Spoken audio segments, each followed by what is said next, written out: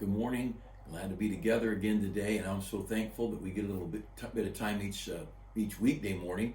A couple of weeks ago, I did a Saturday morning surprise. Just seemed like things on my mind, and but normally the weekends are spent on other things. But I hope you're doing well, and I hope you're praying for our country. Let me encourage you to register to vote, and then vote, and take time to think a little bit.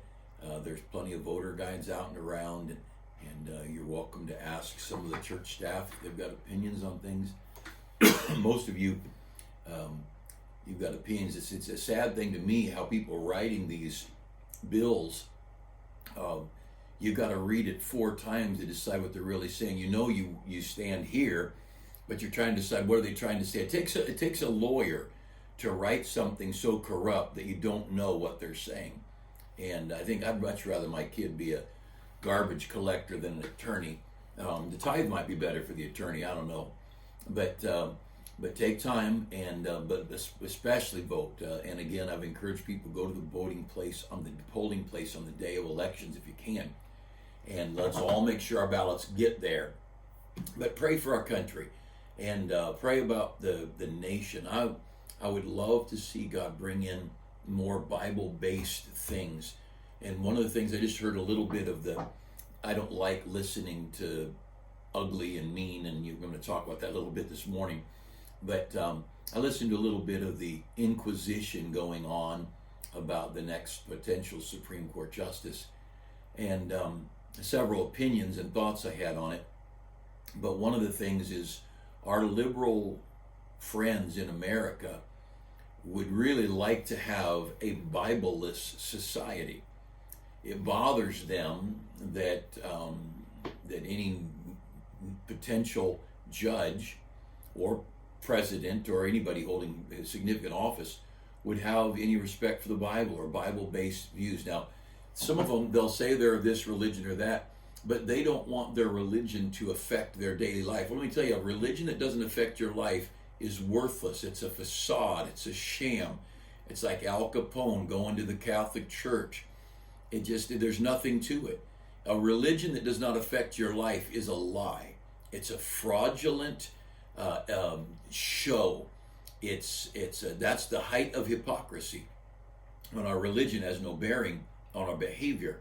And I want people in positions of influence who have Bible influence and who have enough Bible influence that affects them. I was going to read a couple of things for you this morning. This is from a more recent president, President Reagan. It's funny you start talking about recent, it's almost 40 years ago. But President Ronald Reagan said, "Perhaps you and I have lived with this miracle too long to be properly appreciative. Freedom is a fragile thing and is never more than one generation away from extinction. It is not ours by inheritance and must be fought for and defended constantly by each generation. For it comes only once to a people. To those who have known freedom, then lost it, never know it again." And I'm going to continue with this, but you think where we are today. This week, the World Health Organization has suddenly decided that we don't need to shelter in, and we don't need to be separated from each other, and we don't need to close down businesses in order to get the COVID virus under control and in check. Wasn't that nice? Now that they've ruined thousands of businesses across America and who knows around the world, isn't that nice? They decided it's okay to not shelter in and not close businesses. Now that people miss their high school and college graduation, people miss their weddings, people miss their funerals. Those are corrupt people. Those are people who exercised powers and rights that were not theirs. They violated freedoms. And that's what President Reagan is writing about here. The idea that on a medical whim, and it is just a whim because it's changed, gone back and forth, and there are as many doctors fighting masks and sheltering in and vaccines as there are doctors pushing toward it. This is not an absolute right or wrong. And obviously, as free people, I think everybody's got a right to stay home. Everybody's got a right to wear a mask. Everybody's got a right to not do whatever. But no one has a right to tell me or you what we have to do. No one has a right to take away my freedom. See, all murder is you just take away the freedom of that person to live the rest of their life.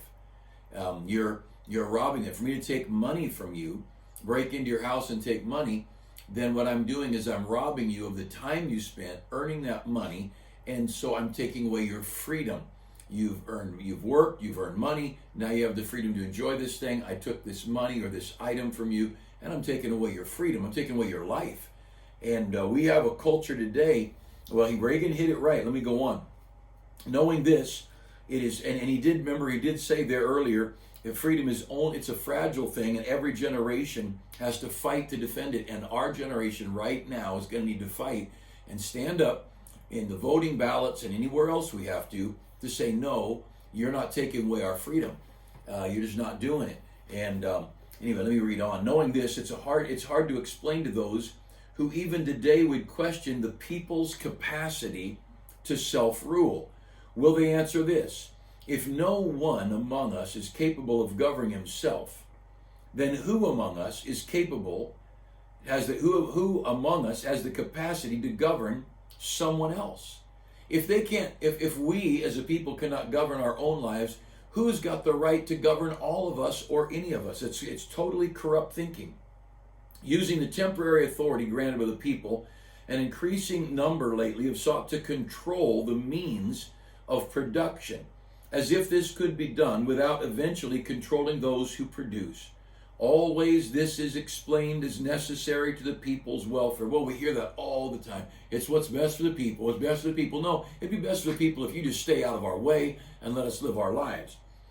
But he says, quote, the deterioration of every government begins with the decay of the principle upon which it was founded.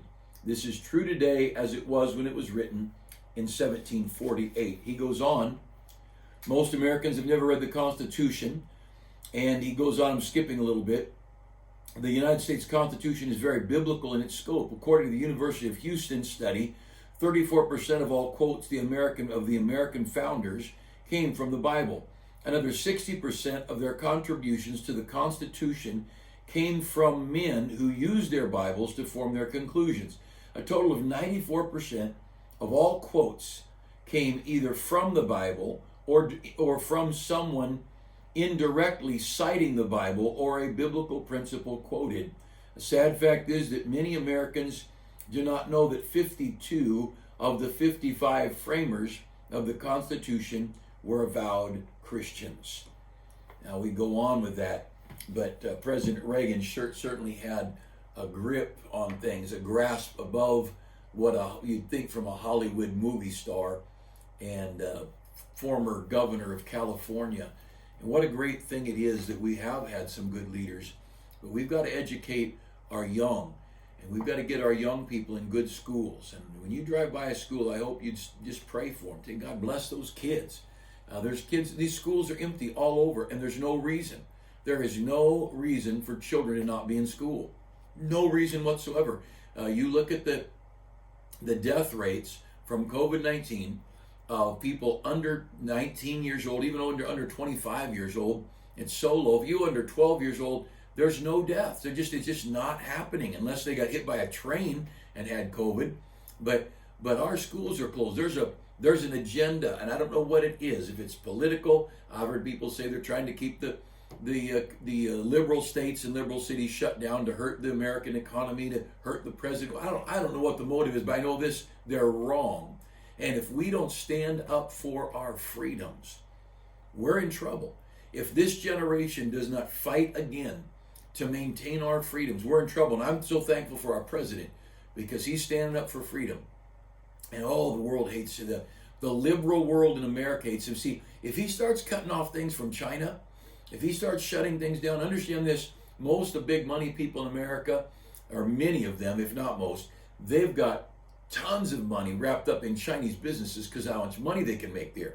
Well, he starts cutting things off and cutting their profits of the Chinese trade, then he's cutting off these people in America, these liberals, because their money's over there in China, and all these people are mad at him.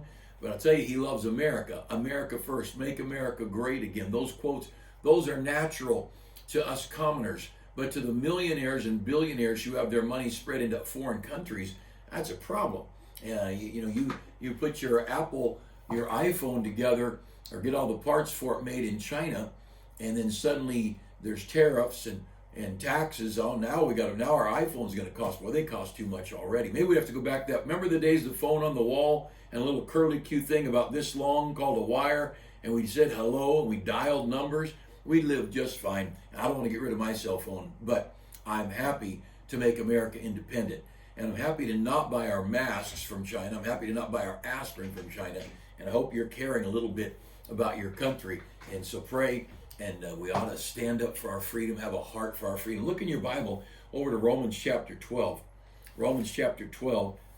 And I was thinking of the people, I call it an inquisition of Miss Barrett, this Supreme Court Justice, a decent, gracious lady, and she has been I've only heard bits and pieces, so I can't say about all that's gone on.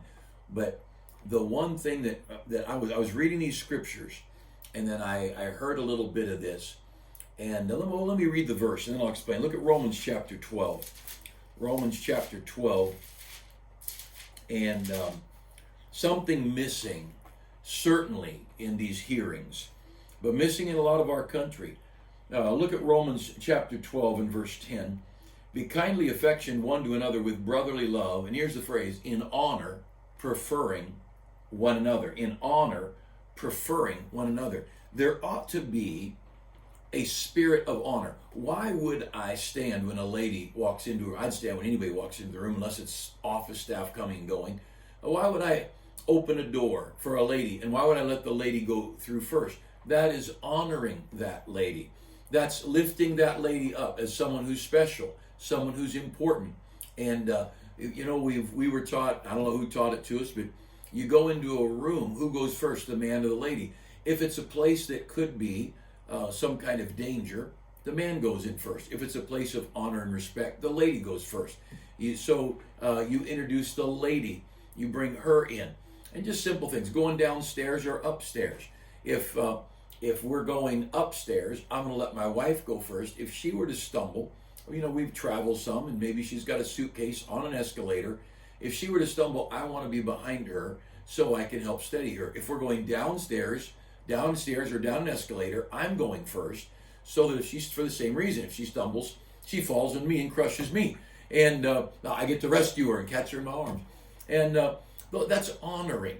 That's honoring. We put the fine china usually in a cabinet somewhere, maybe behind glass where it can be looked at, but it doesn't get used. And you don't throw your fancy china in the dishwasher. You wash it carefully. And that's treating something with honor.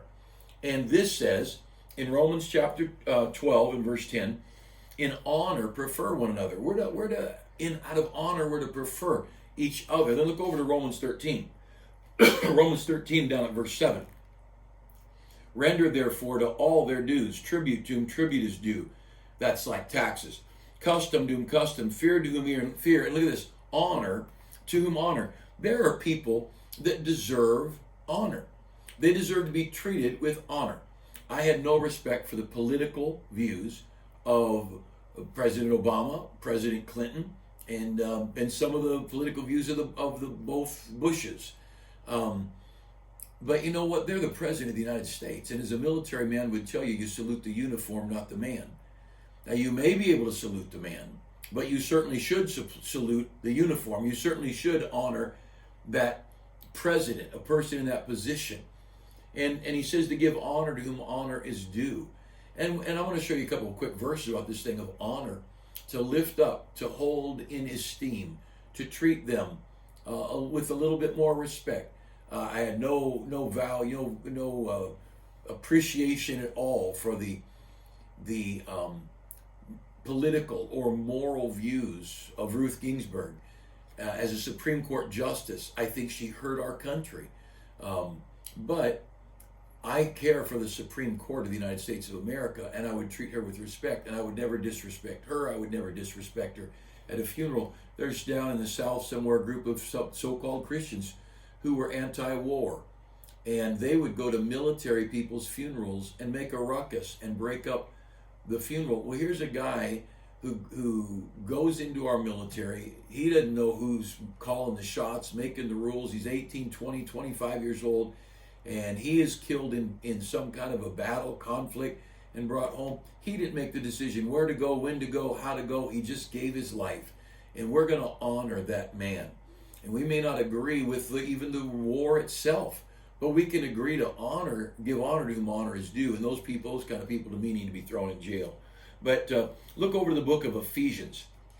Romans, Corinthians, Galatians, Ephesians. We'll kind of go back and forth here, talking about this matter of honor. In Ephesians chapter 6, verse 2, honor thy father and mother, which is the first commandment with promise. So we read earlier, give honor to whom honor is due. Well, one person honor is due to the parents. Give honor to whom honor is due. Honor thy father and mother, which is the first commandment with promise. It's the first time God gave a commandment in the Bible that had an attached blessing to it and a promise of blessing. And we're to honor our parents. Most of you understand that. But if we look over a couple pages to 1 Timothy chapter 5, just a few more pages to 1 Timothy chapter 5, and we're talking about this thing of honor. And, I look at the way these people in this Inquisition treated a very gracious lady who has been a respected judge, whose name is irreparable. It's just her name is reputable. It's so, her reputation is so good. Her demeanor is so good, and I love watching her. She's sitting there and she's got no notes. She's got a little pad where she may scribble a note to herself, and people are asking questions, and she's so smart. She's just responding and quoting this Supreme Court justice, quoting that Supreme Court justice, quoting these facts. This lady, you know what? She's an amazing lady, and I don't care what anybody thinks of her political view or her religious view. I mean, I'm as far from a Catholic as I could be, and I believe she's Catholic. But the issue is, you honor the Supreme Court justice. You honor the judge in any courtroom. And no one has a right to speak with disdain and the smirky, slanderous, accusatory attitude. I listened to a couple people and I thought, this lady has got more decency and more reason to be respected than you. It's like the homeless person slandering and criticizing, the pot calling the kettle black, only it's not. It's the homeless person calling the person who gave them money stingy because they didn't give them enough. And how corrupt are we when lying, corrupt, deceitful people are questioning and slandering a decent, honorable person whose name is clean, and it's the dishonor in their tone. I don't care if they don't agree, but they still should be honorable. They should treat this person with honor and with respect. So you're there in 1 Timothy chapter 5. Look down at verse 3, talking about honor. 1 Timothy chapter 5, verse 3. Honor widows that are widows indeed. There are widows that we get around, these ladies, and he talks about widows indeed. There are people that especially, they need to be helped out financially and otherwise, but we should honor widows. You don't just go bouncing off widows in kids running through church like you would at a football field with a bunch of boys and girls playing football or something. We're to honor widows. We're to treat them with esteem. Teach your children. You walk in church and you're very guarded in your behavior in a store around other people. Why? Because we honor these people. It's not a playground. You run into somebody that's older and they stumble and they break something and you can't fix it. And we ought to be so very, very guarded. We talk about honoring. Look over to chapter 6. We're in chapter 5, down to verse 17. 1 Timothy 5:17. Let the elders that rule well be counted worthy of double honor. So that's the pastor. And so we've got widows, we've got parents, we've got the pastor, all that are to be honored. Look over to chapter 6 with me. And chapter 6, verse 1. Let as many servants as are under the yoke count their own masters worthy of all honor, that the name of God and his doctrine be not blasphemed. We See, there's a place where the employee, in this case, is not employees. I'm sure this is slaves and slave owners. That was common around the world, and it still is in many places around the world. But and thankfully, it's not in America. Praise the Lord. But but to honor those who are over us, I think your boss deserves some honor. The manager above you, they may not be the best in the world, but you know what? If they're the boss and you're the employee, they're the leader, you're the follower, honor them. Uniforms, man. You know, growing up, we were taught to respect the uniform. Fireman, policeman, sheriff, highway patrol, any military uniform, we respected those people. The pilot for the commercial airline, United Airlines pilot goes walking by, you respected. That uniform stood for something. And you gave honor to those people. And we're in a day, again, we're in this day of slander and accusation and ridicule and maligning. And social media is the worst, because you can sit at home being a do-nothing, never did anything, never gonna do anything. Nobody has any respect for you. You've never accomplished anything in your life but criticize and slander people. And through your tablet, computer, phone, you can attack and attack and attack, and you can make this business look bad. You can make this person look bad. What a shameful thing that we have lost the idea of honoring people, treating people with honor. You know, I don't think anyone deserves to be treated wrong. I mean, when my children got in trouble and they were going to be punished publicly, they were treated with honor. They are human beings. And I never grabbed a kid's arm and jerked him down the stairs and across the way and, oh, I'm going to beat you or whatever. And these are human beings. Your spouse deserves to be treated with honor and respect. You don't, we should not get drunk and cuss and yell, and we shouldn't be sober and cuss and yell at our spouse or at our next door neighbor. See, we have lost this thing of honoring people. You know how much God loves people? Someone that God loves so much he'd give his son to die for, maybe you and I better treat him with honor, because that means God loves him very, very much. Look over to 1 Peter. 1 Peter chapter 3. Just turn a few more. We're after the book of Hebrews. 1 Peter chapter 3. And let's just start at verse 2. 1 Peter chapter 2, verse 17. It says, honor all men. How about that? Honor all men. 1 Peter 2:17. You and I are to have a spirit of honor. I meet a homeless person, I treat them with respect. You know, that's somebody's child. That's maybe somebody's dad or mom. To honor people. Honor all men, Peter writes. You walk through this troubled world. Treat people with honor and with respect and courtesy and dignity. And those of positions of esteem, treat them with even more honor. I remember when my wife was carrying our third child, she was having back problems. And they never went away. They've only gotten worse in the last 30 years. But she was carrying Esther and having some back problems. And chiropractors have helped me. Now, some people like them, some don't. They have been very helpful to me. I've got upper back and neck problems, and they've always been a help to me. And she'd gone to a medical here and a physical therapist there, and no help.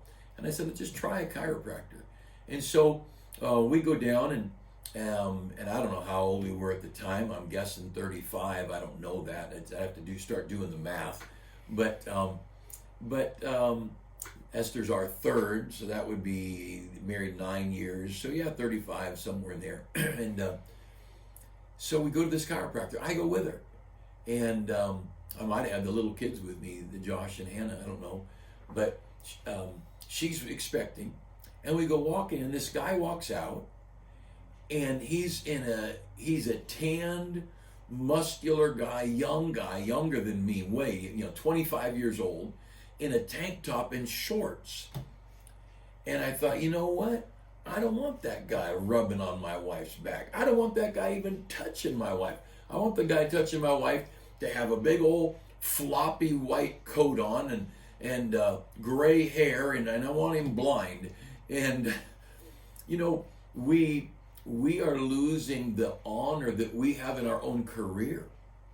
Doctors, pastors, preachers, you couldn't tell the average preacher today from the coach and the ball team, and nothing against the coach and the ball team, but I come from an era when there are certain people If I'm at a ball game playing ball or watching a ball game, I'm not dressed like this, but I'm a pastor.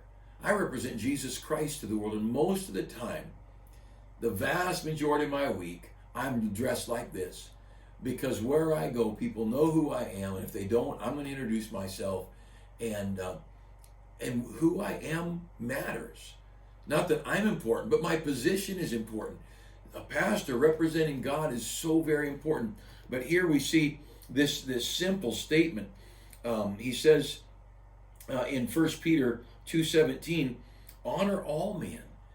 And again, the cutting and the ugly words and the slanderous words toward police, toward governors, toward the president, toward judges, this is wrong. And the people of God shouldn't do that. They shouldn't do it in cyberspace, and they shouldn't do it verbally. It's just wrong. To lie about somebody, to even tell the truth. What right do I have to make other people who don't know whatever it is you did or are or were or whatever, what right do I have to spread your grief of your past? You may have been in jail, or you may have been whatever, and I want to tell, oh, by the way, I don't have any right to those things. I'm going to treat you with honor and with respect. Look over a couple verses more to chapter 3, and this is talking about marriage, but look down at verse 7. To the husband it says, likewise, ye husbands, dwell with them according to knowledge, giving honor unto the wife as unto the weaker vessel. Giving honor unto the wife as unto the weaker vessel. I am to honor my wife. And it does say for the wife, she's to reverence her husband. That's a little close to honor, but that's over in Ephesians. But I'm to honor my wife. I'm not to demean her. I'm not to command her. I'm not to boss her like she's a slave. I'm not to demand of her. I don't run my wife. She's a child of God. She's a human being, and we, in the wonderful mercies of God, have been able to have gotten married and been married these nearly 40 years. And I'm to honor that lady. And as she gets older, I need to honor her more. And I need to treat her with more care and more concern. And we're in a culture that is almost like you don't want to honor anybody, and that's not right. We'll honor an athlete for so many points, so many field goals or whatever, and I'm not even against that. I think they're unique in their field. Why not give them some honor? You want to give a trophy to somebody who's the fastest runner? All right, that's okay. But when you start talking about just humanity, how we ought to honor one another, honor all men. I ought to honor my wife, my parents. This world that is so malicious, it's wrong. It's not right, and God is not happy. Now, let's go into our week and decide we're going to love God. Wednesday night, going to have a good night tonight and at the Bible study. Hope you'll come. But you meet that waitress, treat her with honor. And you might say, well, I'm the customer. Well, she should treat you with honor, but you should treat her with honor. And you go into the grocery store, Walmart, or wherever you go shopping. Let's treat people with honor and with respect. And that's a biblical way of living. I hope you have a great Wednesday, and I hope we get to see you in church tonight.